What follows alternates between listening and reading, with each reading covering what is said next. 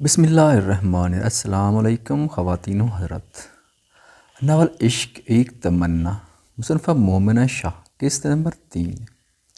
अब मंजर तब्दील हो चुका था। उसने मीर आलम शाह को सोफ़े पे रस्सियों से जकड़ रखा था। वो बेबसी व तैश की कैफियत से दो चार थे। शोला उनके मुकबल पैर पे पैर चढ़ाए बैठी थी। शोला की आंखें अपनी फतह मंदी पे चमक रही थी। मीर आलम खान वो गर्दन अकड़ा कर अपने लबों पे उनका नाम लाए थे। मीर आलम खान ने उसे तकरीब बन खा जाने वाली निगाहों से घूरा था। जानती हो तुम्हें कत्ल करने को मुझे कितनी रकम मिल रही है?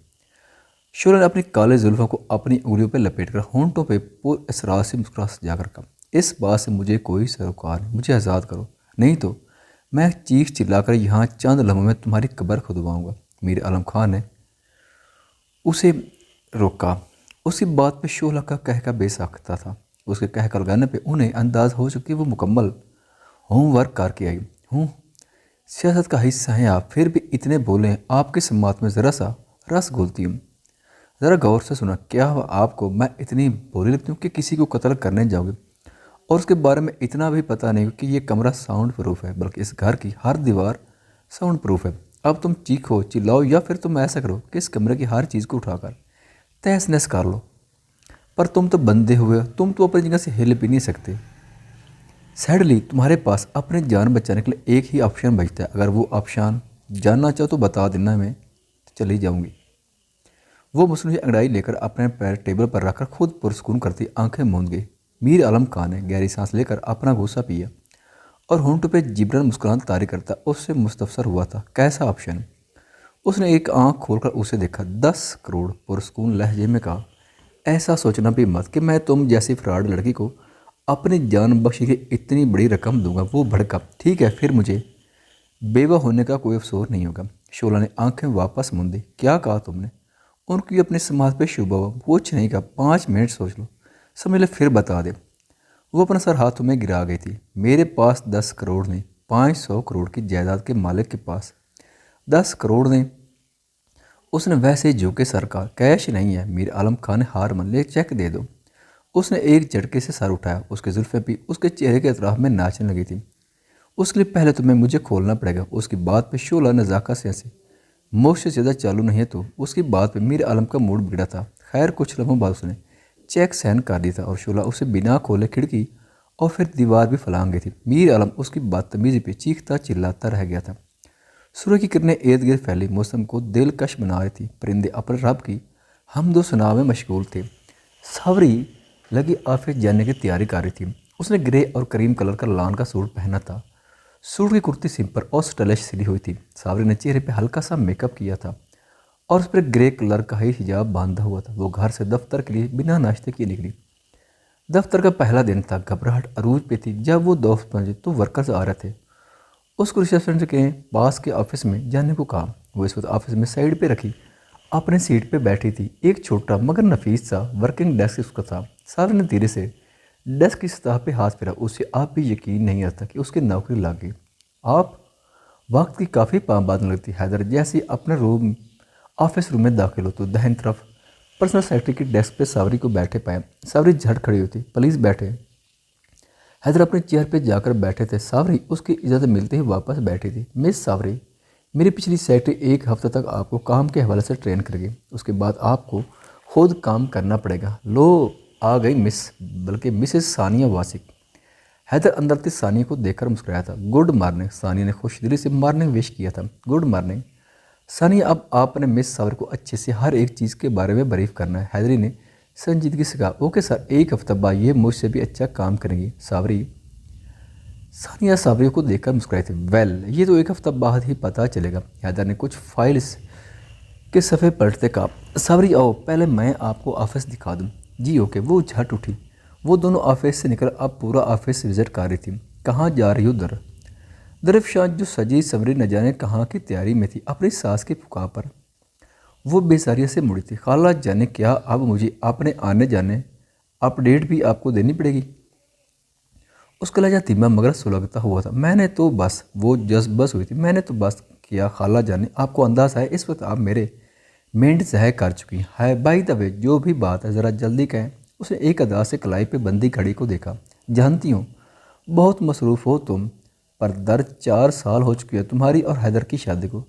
अब हम पोता पोती चाहते हैं। उन्होंने बड़ी हसरत से दामन बिछाया था। खाला जाने, मुझे यकीन नहीं आ रहा कि आप मुझे फोर्स कर रही। एक बच्चा नहीं हो गया, मेरी ज़िंदगी का अजाब हो गया। उसने बेफजूल का तमाशा लगाकर उन्हें शर्मिंदा करना चाहा।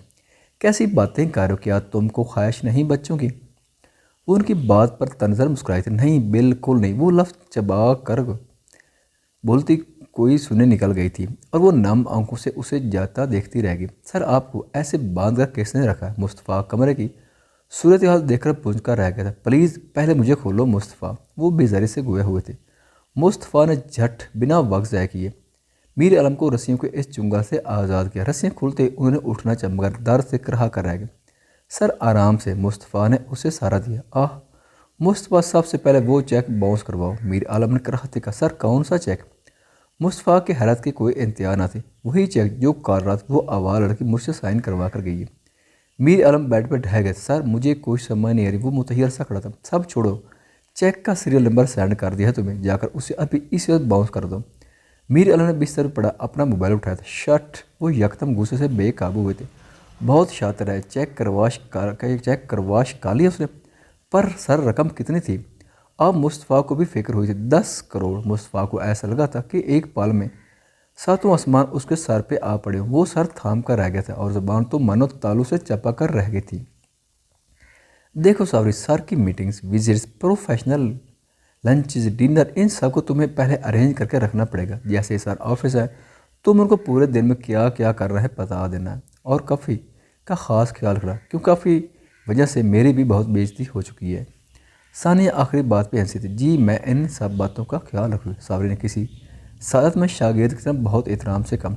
गुड, चलो सर के काफ़ी का टाइम हो गया है। सानी ने उसे उठने को कहा। वो उसके साथ जैसे ही सर के ऑफिस में गुजरी, वहाँ का तो हाल ही कुछ और था। हैदर, मैं बात पहले ही ख़त्म कर चुकी हूँ। अब ये तुम्हारा काम था कि तुम अपनी माँ को बताओ।